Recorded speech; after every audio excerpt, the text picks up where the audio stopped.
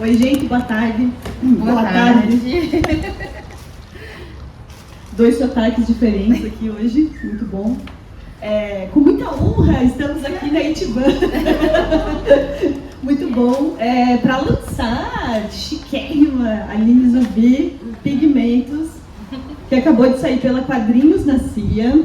E começar dizendo que é sempre muito emocionante ver uma quadrinista brasileira sendo publicada por uma grande editora. Não estou desmerecendo nada, mas é sempre legal ver o caminho percorrido para você chegar nisso sem perder a ternura. É muito massa mesmo. Eu conheci a Aline ano passado, a gente mediou uma mesa juntas com a Chantal, que foi, né? Chantal Montellier, quadrinista francesa, que veio para a Bienal ano passado. E foi emocionante, né? Muitas foi. Emoções. Mas, Aline, eu queria começar, para começar mesmo esse lançamento, pensar um pouquinho, isso mesmo da trajetória. Eu falei brincando isso, que eu acho muito massa ver uma quadrinista que trabalha com fanzine, que publicou muita coisa em fanzine, que está nas feiras independentes, que está fazendo os corres, que vai lá, manda imprimir, dobra, né? Tá nas redes sociais. E aí você vê que você chega aqui, às vezes as pessoas acham que ela é a estreia da Aline nas graphic novels, né? E cara, tem uma trajetória enorme por trás. Quem faz os rolês independentes sabe como é que é essa trajetória. E bom, uma das pessoas que você cita muitas autoras, muitas referências nesse quadrinho, é uma coisa que eu adoro. E uma das minhas favoritas é a Virginia, né? Que afinal, falando com tatuagens, eu dedico um braço inteiro pra ela. E eu queria perguntar duas coisas. A Virginia, naquele texto famoso dela do Quarto Seu, as pessoas sempre guardam muito isso do toda mulher tem que ter um quarto só pra si e 500 libras por ano, né? Mas ela tá fazendo muito mais naquele livro, né? Ela tá falando, cara, se eu não lembro, se eu olho pra minha estante e eu não sei quem são as mulheres que estão na minha estante, é porque a história apaga. O que eu posso fazer para permanecer essas histórias? E ela faz uma previsão de várias histórias, né? Ela faz uma previsão de várias existências, várias. Sim. Né? E aí, juntando com um quadrinho que você publicou no Medium em 2015, quando você foi pra FIC. Nossa, sim, eu não nem lembrava. E é um quadrinho super divertido, assim, porque tem muito essa coisa de fazer um diário de quadrinho, né? Eu sempre achei isso sensacional, né? Me lembrou um pouco a Porta-Lola, assim. E aí me marcou muito ler aquele quadrinho seu, porque você vai pra FIC e você tá super animado que está chegando aquele evento que, putz, né? E você vê uma ação das quadrinistas em 2015 falando que falta mulheres nos quadrinhos. Sim. Falta mulheres sendo publicadas nos quadrinhos, as mesas só tem homens, as discussões, enfim, a gente acompanhou essas discussões. Foi o ano, inclusive, que o Leia Mulheres surge no Brasil.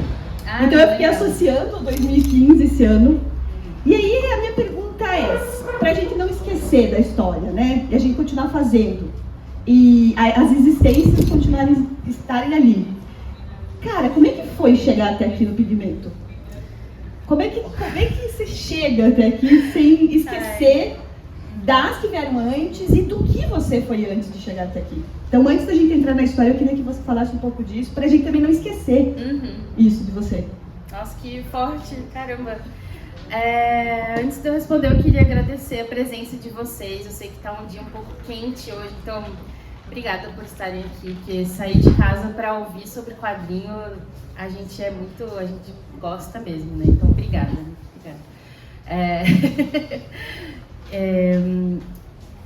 Essa trajetória, para mim, foi muito significativa, porque é isso, quase 10 anos atrás, houve esse movimento, né, no FIC de 2015, e a gente vê que mudou bastante coisa. Hoje, nas feiras, tem muitas mulheres publicando, sendo mais incentivadas a fazer zines, a criar coletivos. Aqui tem agora a Encrenca, né? Tem o coletivo de zines e tal, eu acho isso muito positivo. Para mim, eu acho que essa publicação, como você comentou, num selo editorial grande, é uma vitória coletiva também, porque eu espero que isso abra espaço para outras mulheres serem publicadas por esse selo. Já tem algumas, como a Bruna Maia, na Quadrinhos na CIA, né? Mas eu espero que tenha mais. Então, eu acho importante começar por isso, mesmo a gente ainda não falando da história do quadrinho, porque 10 anos atrás isso não seria possível, porque além de ser mulher, eu sou lésbica e desfém, uma pessoa considerada não feminina, mas o que é feminino? Isso também é muito subjetivo, né? E eu acho importante ocupar esses espaços, como você comentou também.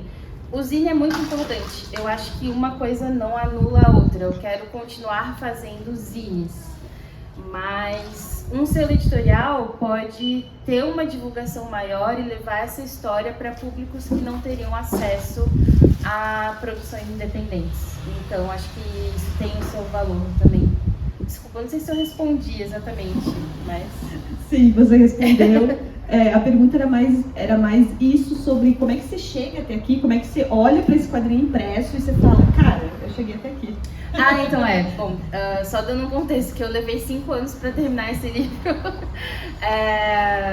Eu assinei o contrato em abril de 2019, e isso que eu fiquei 1 ano conversando com o Emílio Fraia, que é o editor da Companhia das Letras, porque ele chegou, ele conhecia os meus zines, e ele falou, você tem potencial para fazer uma história mais longa, vamos pensar numa ideia?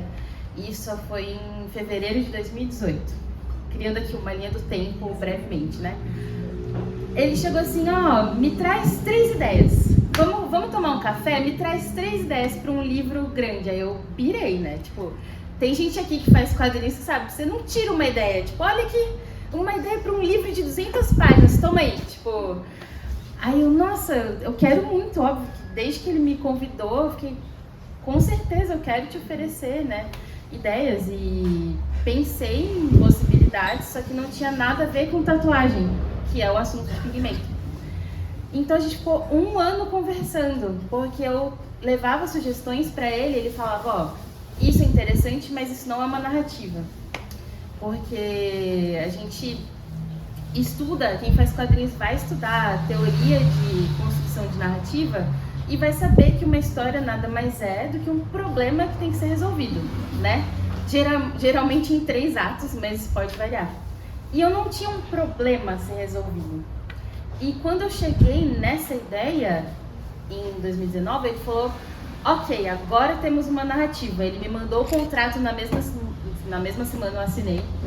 Só que alguns meses depois veio o que a gente sabe, né? Em março de 2020. E eu tava com o roteiro pronto só. E ele falou, pode fazer com muita calma os desenhos, porque tá tudo atrasado, o calendário da editora é outro agora. A previsão era para sair em mais ou menos 2021, esse livro. E então, para vocês verem como, assim, é importante publicar com a editora, mas como o tempo da editora é outro, tem que ter muita paciência, são várias etapas. E o zine é seu, você acabou, você vai lá e você imprime, sabe?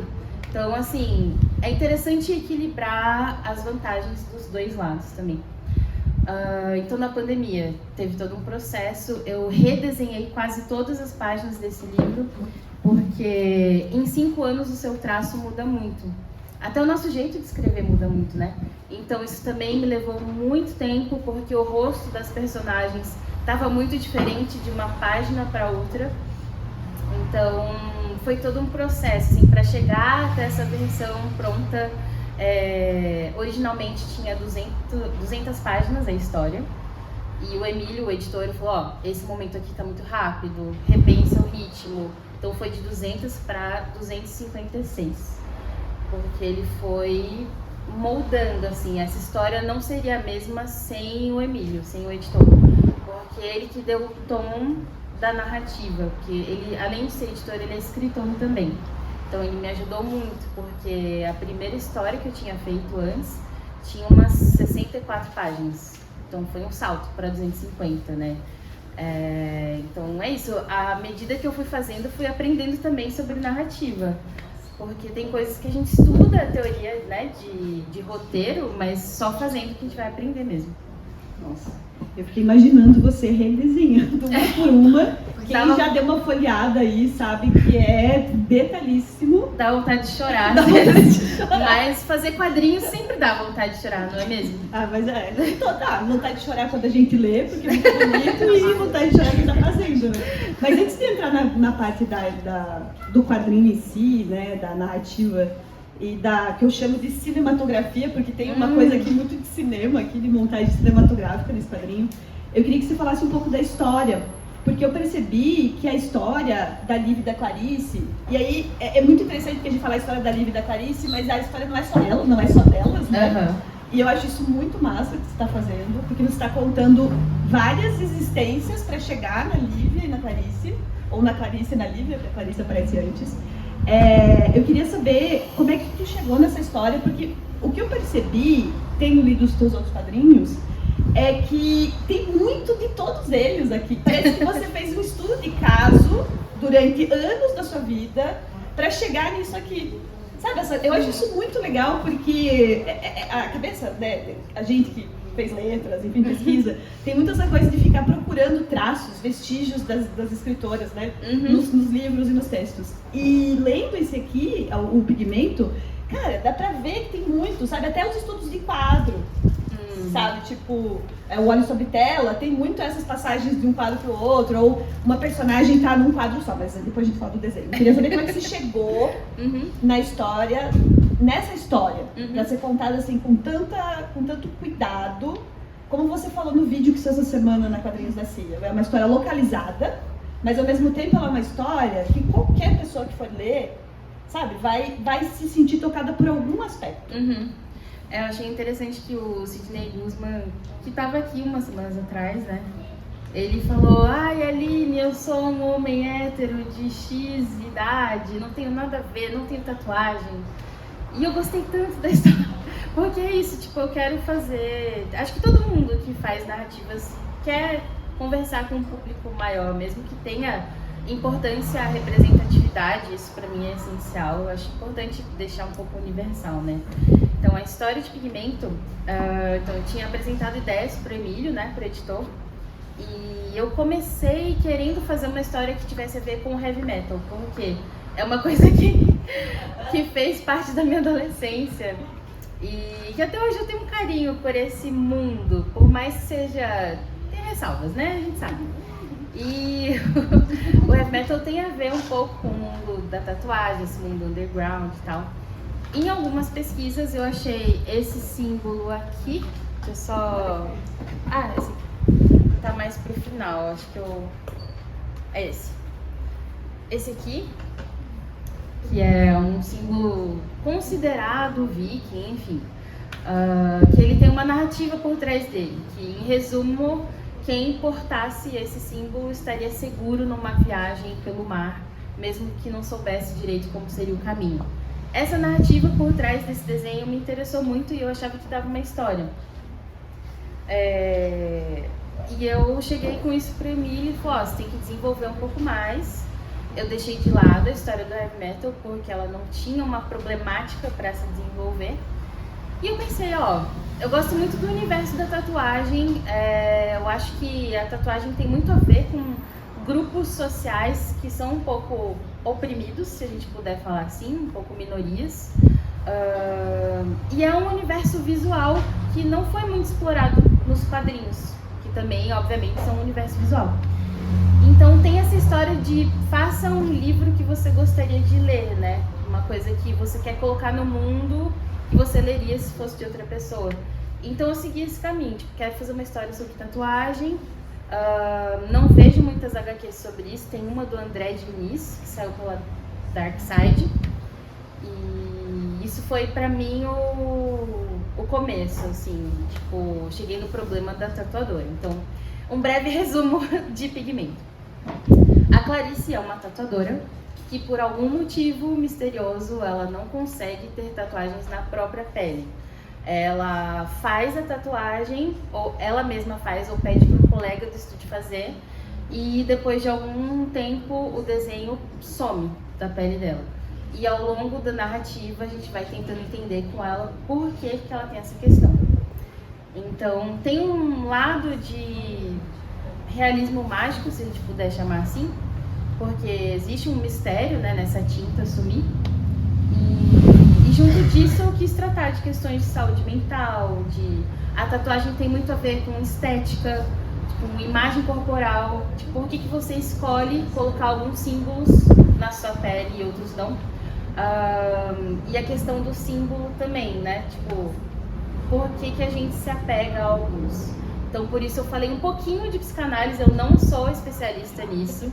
Então, eu fiz uma pesquisa, mas não é nada aprofundado. Mas o Jung fala de símbolos, então eu coloquei um pouco dele no livro também. E é essa mistura. Não sei se eu devo alongar um pouco mais. Não, eu acho que você pode, não precisa dar spoiler, né? Mas eu acho que você pode, se você quiser entrar na minúcia de alguma questão da história, porque você falou que a história mudou, né?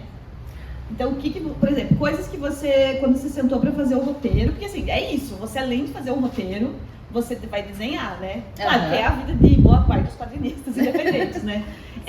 Então, no momento que você ia criando o roteiro, você também ia pensando como que você ia trabalhar com a construção das personagens.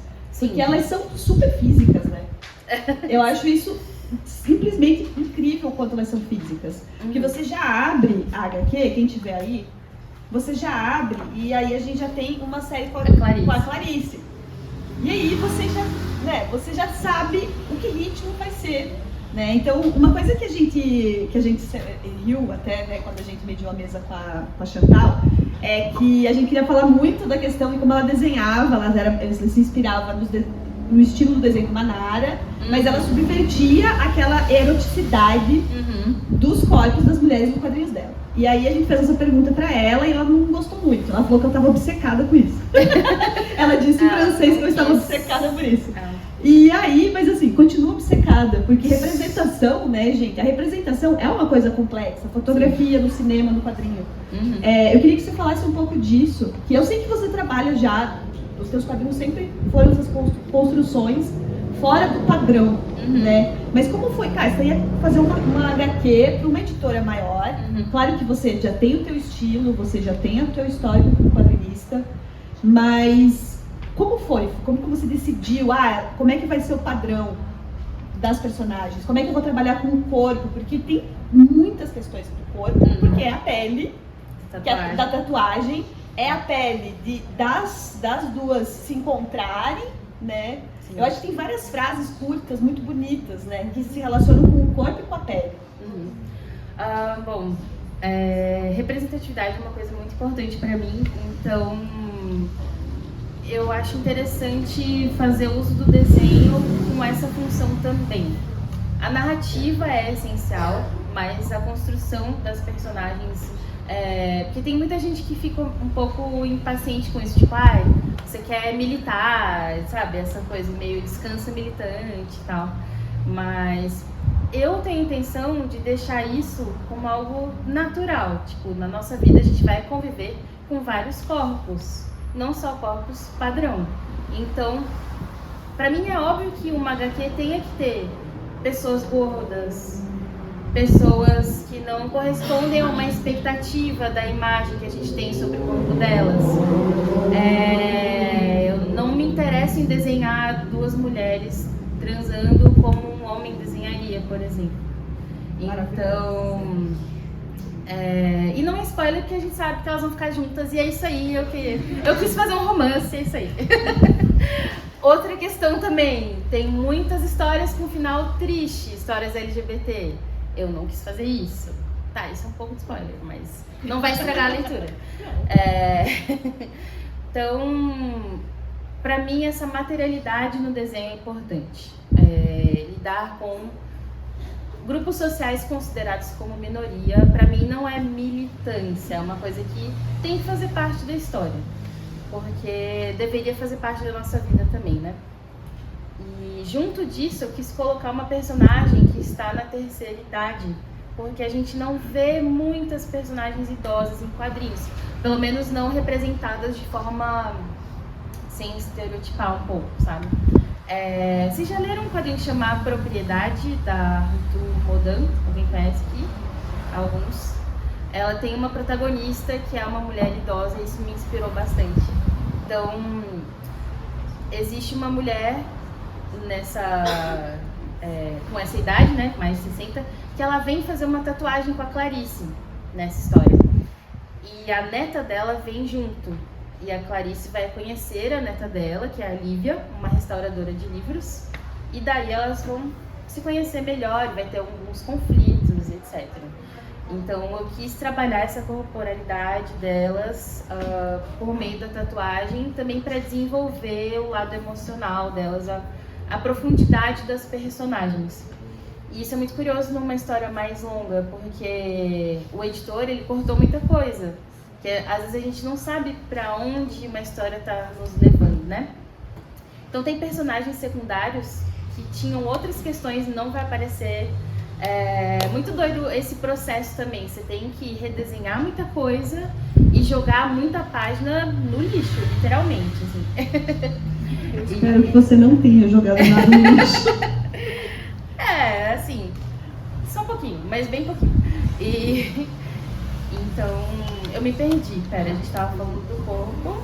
Do corpo, da representação dos corpos. E também uma coisa legal que eu acho muito massa é como que você vai construindo as cenas que você vai ampliar. Por isso que eu falei que tem muito do cinema, né? A montagem do quadrinho. Como foi fazer essa montagem? Porque, legal, vamos contar uma história, não tô falando que é fácil, mas aí no momento que você vai decidir como que você vai mostrar esses corpos, porque tem vários quadrinhos que tem partes do corpo que a gente consegue ver que uma personagem tá ansiosa mexendo no botão da camisa, por exemplo, e você bota o foco no quadro, o quadro bota o foco naquilo, né? Ou cenas assim, que são super bonitas, né?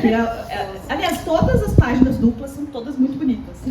É incrível. Então, como que faz isso? Como é que você tomou essa decisão? Ou foi com o Emílio também?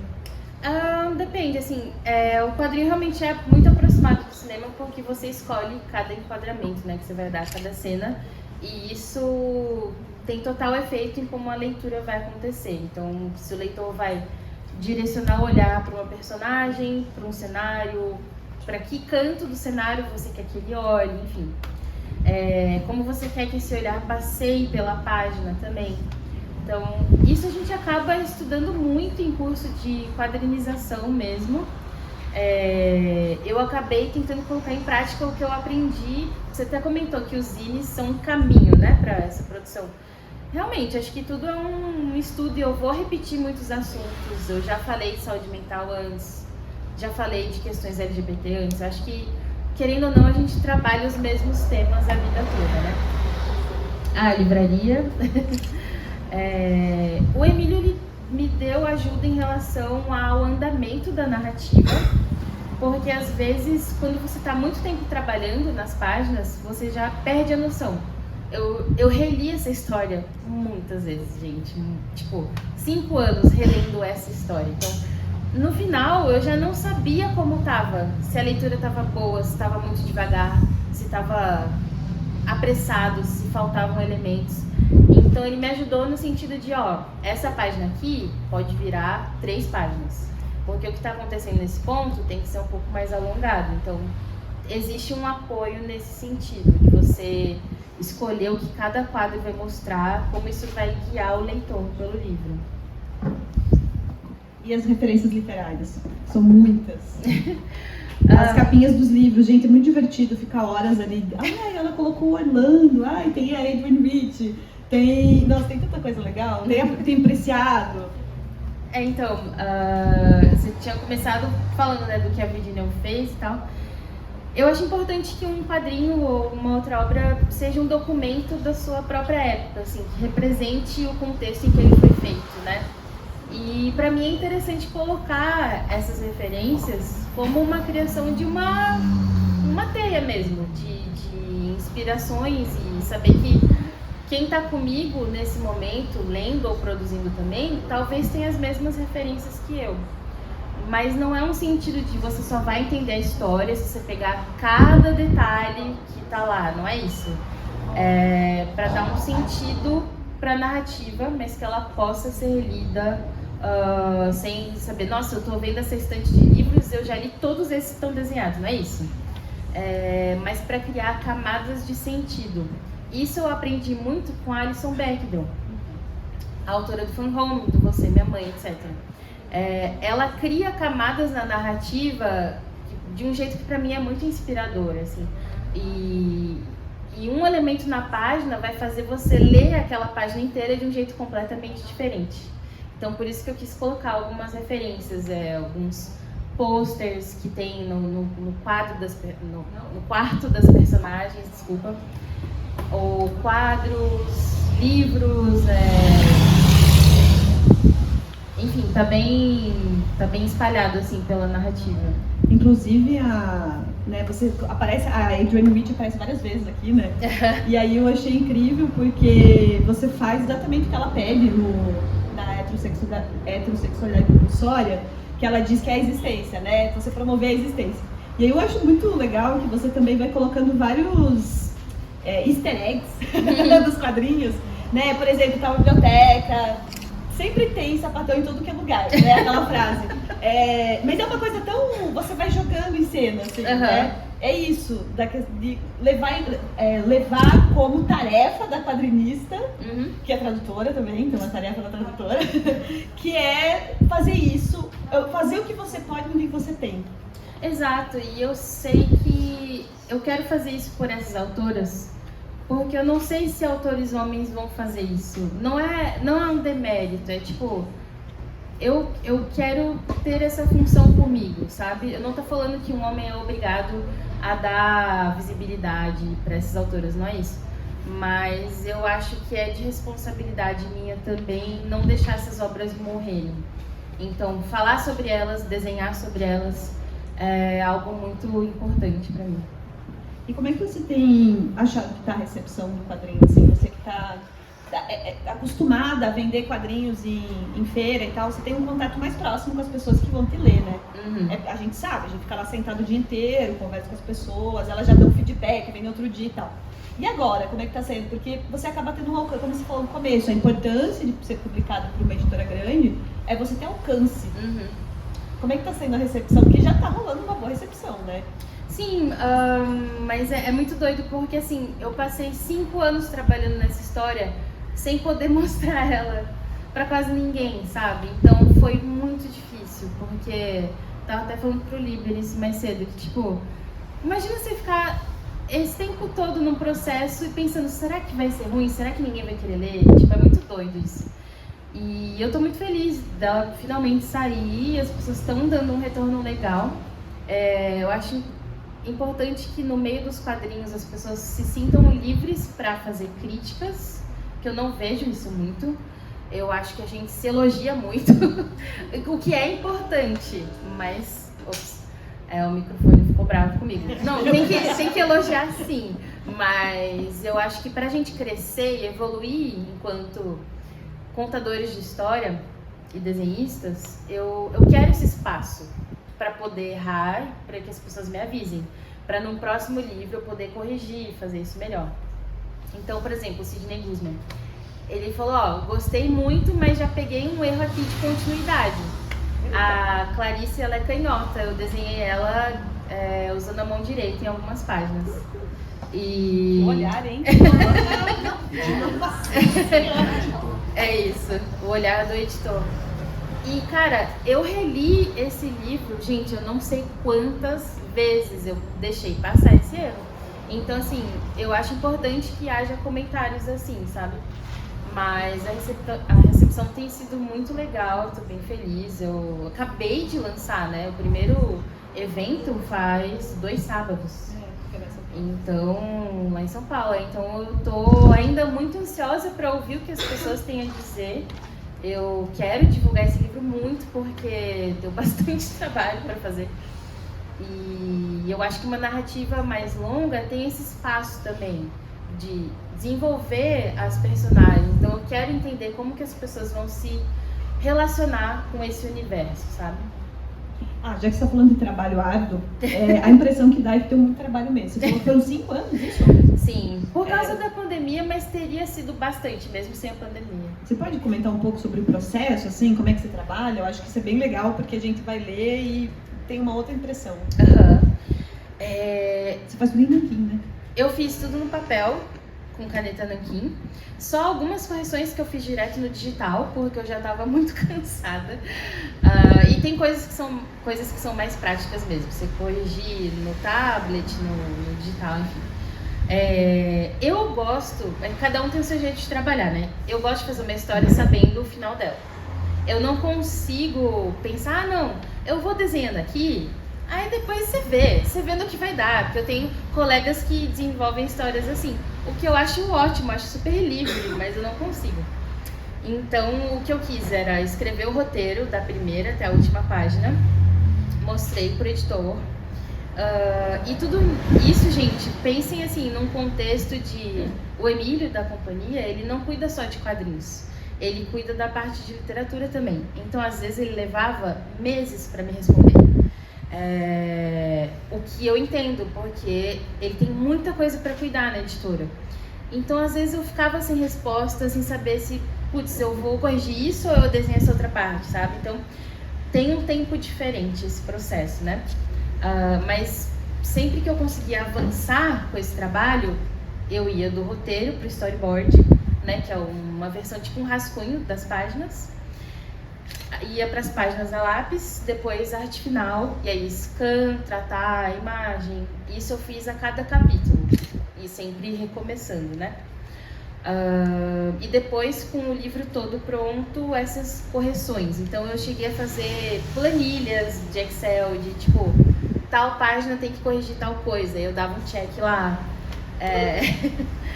Porque eu não queria me perder, porque uma história de 250 páginas, se você tem uma sequência de erros para corrigir, e eu trabalho com outras coisas, tipo, infelizmente quadrinhos não é minha fonte de renda principal, como com muitos quadrinistas, né?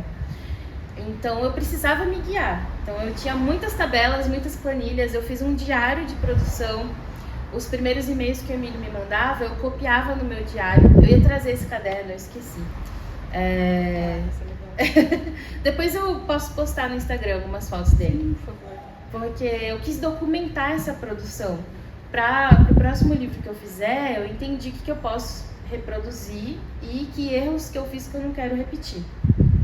Mas para eu entender melhor o que o Emílio queria me sugerir de alterações e tal, eu literalmente copiava o e-mail dele pra isso entrar na minha cabeça, sabe? Uhum. E, claro, depois, que 5 anos eu não ia copiar todas as mensagens, né? Mas depois com o tempo eu parei, mas assim, foi importante, assim, a cada etapa eu registrava algumas coisas. E eu levei em torno de 4 a 6 horas para acabar cada página no papel, e eu redesenhei quase todas, então conta isso com o tempo de editar depois, enfim, é um processo, mas é bem gratificante. Viu, gente? Valorizem, ela teve que redesenhar tudo. É muito doido, porque quadrinhos a gente lê muito rápido, e eu acho gostoso também ler quadrinho rápido. Só que você fica, eu demorei tanto pra desenhar isso. Lê só um pouquinho mais devagar, sabe? Porque... Não, e tem muito detalhe, essa é a questão, né? Não tem como você pode fazer uma primeira leitura rápida, mas tem muito detalhe, você quer ficar parando nos quadros, das referências. Aí, como eu falei pra você, você quer lá voltar numa zine e olhar, mas isso aqui já tinha lá, isso aqui... É muito massa esse tipo de coisa. E aí, uma questão de fofoca, assim, que é alguma coisa que você queria muito que ficasse na história e teve que cortar, e daí eu emendo perguntando se você já pensou em fazer uma sequência em fanzine. Uma sequência não, mas é tipo um spin-off, alguma coisa assim. Interessante. Tem algumas páginas que caíram que eu tinha gostado de desenhar elas. Eram páginas mais ou menos como a do começo mesmo, tem um corpo inteiro. Só que as páginas vão mudando, né? Isso é muito legal. Então, cada abertura de capítulo é a Clarice com uma das tatuagens que ela tentou fazer e que sumiram da pele dela. Tinha algumas páginas assim, que era só um corpo ocupando o espaço, que o Emílio falou, isso não tá fluindo na narrativa, aí saiu. Mas de resto, nada muito essencial, assim, tipo, dói você levar horas pra desenhar e o desenho não entrar no livro. mas faz parte do processo.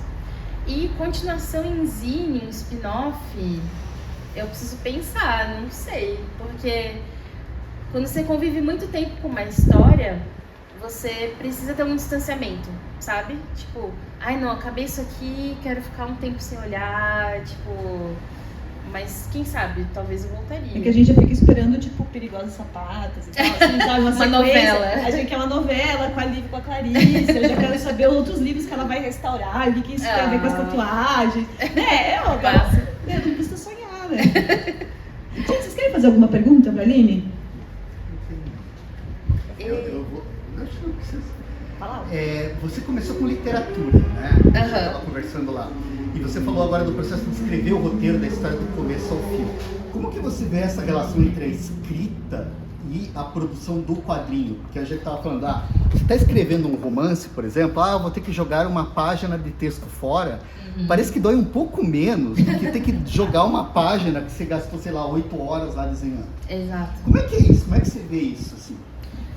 Então, só para contextualizar, gente, eu sou da área de letras, eu não me formei em artes, eu comecei a desenhar depois. E eu achava, quando eu era mais nova, que eu queria ser escritora, que eu nunca ia fazer quadrinhos. Cheguei a publicar um livro de poesia que é bem ruim, então eu não vou nem falar. Faz mais de 10 anos, eu tinha 23 anos na época que eu publiquei. Mas foi um começo, enfim. Eu acho que a produção de um roteiro, pra mim, acho muito mais difícil do que você só simplesmente escrever a sua obra, sabe? A obra literária também exige um roteiro, né? Mas enfim, eu acho que eu tive que desbloquear algumas habilidades que pra mim ainda eram complicadas. Porque o roteiro tem muito a ver com cinema também, a linguagem do quadrinho se aproxima muito mais do cinema. Então eu concordo que jogar uma página de texto fora, eu não sei, porque ainda te exigiu muita energia mental e emocional. Tipo, nossa, estou fazendo um livro meu, uma história minha. Só que desenhar não é só tipo a página tá lá e você tem que fazer. É o trabalho cerebral de você transpor o roteiro para a composição de elementos visuais na página. Isso gasta muita energia, isso cansa muito. Porque quando o storyboard está mais ou menos pronto, você só vai passar o lápis, a caneta e tá maravilhoso. Só que esse gasto de energia do roteiro pro storyboard, isso dava muito ódio de jogar fora. Porque eu sinto que foram horas e horas de trabalho, sabe? Mas eu acho interessante aproximar os quadrinhos da literatura. Pra mim sempre foi uma questão. Porque eu sou professora de português e eu tento sempre misturar os dois, né? Só que eu realmente acho que fazer quadrinhos... é muito difícil, gente. Os dois são difíceis. Tu estudou a Alisson dentro de um programa de pós-graduação de letras, né? Exato. O meu mestrado foi sobre a Bechdel. Eu estudei teoria da autobiografia e aí eu coloquei a Bechdel na dissertação. E aí, pra mim, é impossível não fazer essa pergunta antes de abrir de novo, que é, você acha que o teu trabalho como tradutora influencia também nos quadrinhos? Sim, porque eu traduzo quadrinhos também, então você tem que medir muito a massa de texto, né, em cada página. E eu acho que o texto no quadrinho, eu acho não, isso é evidente. O texto no quadrinho também é um elemento visual, né? A narrativa é muito importante, mas o texto acaba virando um elemento estético, né? E então, traduzir ajuda, porque você também está traduzindo as suas ideias em imagens. É muito difícil lidar com esse equilíbrio. O que eu quero contar na narrativa e o que eu quero mostrar. E como os dois não podem se repetir tanto, que fica cansativo para o leitor. Você fala, tipo, ela pegou a garrafa e você desenhar isso, sabe? Eu acho que fazer quadrinhos é um exercício de você somar os dois e não repetir. Foi o que eu falei antes, né? Que muito da história não está escrita, não está nos balões, né? E aí que a coisa que é muito massa, por isso que, por exemplo, o Olho sobre Tela, né? Que é um estudo de quadros, assim, você vai vendo um quadro dentro do quadro, né? Você vai vendo todo esse enquadramento da câmera. Desculpa se eu vou fazer um treino de cinema. Aí, mas você já tem quadrinhos que são mais ensaísticos, digamos assim, né? Tem mais texto. Então você consegue equilibrar no pigmento isso, porque muita coisa tá no corpo das personagens, né? Cara, isso deve ser muito difícil de colocar num roteiro, porque daí, putz, tem os diálogos, né? Exato, e tipo, só pra explicar, não sei se todo mundo conhece, que o Óleo Sobre Tela é um zininho que eu fiz pela Ugra Press, que é uma loja de São Paulo, que também é editora, e tem uma coleção de zines, que era sobre os quadros do Magritte. Acho que nessa questão do pigmento, o que me ajudou foi ter um editor que estava com um olhar muito voltado para isso. Como ele é escritor, né, quadrinista, ele ia focar muito nos cortes do texto. Então, nem sempre a gente vai trabalhar com o editor do lado. Então, eu acho que vale a pena, se estiver fazendo um zine, mostre para o máximo de amigos que você puder para ler, sabe? Mostre para todo mundo, assim, alguém que for sua professora, enfim, seu colega, namorada, enfim. Porque eu acho que essa visão do outro ajuda nesses cortes. E também, claro, que você vai aprendendo com os quadrinhos que você tem feito antes. Gente, mais perguntas? Luísa, não quer fazer pergunta? Vai lá, Lu. Eu queria que tu falasse um pouco sobre ficção e não ficção, de onde veio essa ideia ou direcionamento, assim, como foi para trabalhar com ficção, já que, né, que te acompanha, sabe, do teu estudo com a Bechdel, que trabalha muito com a autobiografia, né, para mim, por exemplo, foi uma surpresa quando eu soube que o livro era de ficção. Ah, massa! Deixa eu pensar, peraí. Eu sempre tenho interesse em escrever ficção. Mas sim, eu escrevi uma dissertação de mestrado sobre autobiografia, então é algo muito importante para mim também. Eu acho que quadrinhos são uma ferramenta muito interessante para fazer autobiografia, né? A Bechdel consegue mostrar isso de forma muito clara. E tem teóricos que falam que os dois estão muito próximos, porque se você faz uma autobiografia, uma pessoa que te conhece vai ler e vai falar: isso aqui não é verdade não, isso não aconteceu com você. E o contrário também, se você escreve uma ficção, as pessoas vão tentar ler e ver tudo da tua vida que está na ficção. Então, resumindo, a gente nunca está satisfeito, sabe? Então, eu acho que os dois dialogam muito e é interessante como isso tem a ver com o quanto o leitor sabe de você, né? Só que para mim é uma prioridade, assim, eu acho, fazer ficção, porque enquanto exercício narrativo é muito importante. Só que, claro, não tem como você separar a sua vida, tipo, tanto que eu coloquei muita coisa minha aqui. Mas espera, eu quero responder isso de uma forma mais objetiva. Porque você tinha perguntado sobre por que fazer uma ficção, é isso? Como foi a escolha, se Tá. você queria, ou se não aconteceu. Entendi, tá. Eu acho que é uma escolha sim, porque a ficção ela te abre espaços para você explorar outros universos, mas é interessante quando você é autor de estar sempre exercitando, tipo, não ficar numa coisa só. Tanto que eu achei que eu já tinha feito muita coisa autobiográfica também, por isso que eu quis seguir esse caminho. Mas como a Bechdel é a principal inspiração para mim, é claro que eu vou achar a autobiografia muito interessante e a vida também te dá material para produzir, né? Eu acho que a gente não pode desprezar isso. Então, tudo pode virar personagem, pode virar narrativas secundárias. A personagem idosa, por exemplo, eu quis fazer uma homenagem para minha avó. Minha avó já faleceu e ela nunca leu um quadrinho meu. Só que ela me incentivava muito a desenhar. E ela morreu quando eu estava para publicar o meu primeiro zine. Então, assim, eu quis colocar também uma avó nesse livro. Então, assim, tudo sempre